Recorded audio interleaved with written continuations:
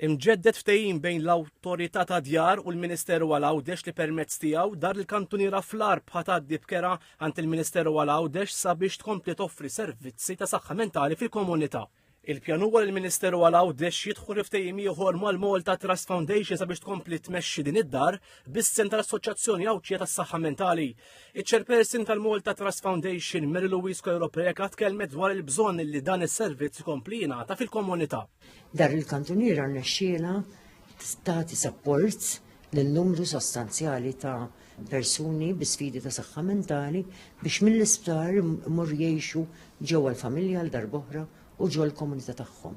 Kenna rata ta' suċċess ta' 86%, ġifieri għal kull 86% ta' persuni li qatt ma reġgħu daħlu ġewwa l-isptar.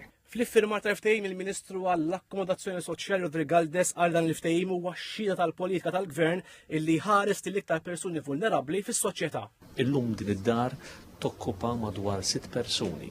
Matul dal-aħħar snin madwar 27 persuna f'din is-sena biss ingħataw il-kura u l-għajnuna biex setgħu jerġgħu imorru lura fil-komunità. Il-Ministru għal-Għawdex Clint Camilleri qal il-Gvern jifhem il-bżonn ta' dawn is-servizzi fil-komunità u għatenna l-impenn tal-Gvern li jkompli jsostni dawn is-servizzi għal ġid tal-persuni fil-bżonn.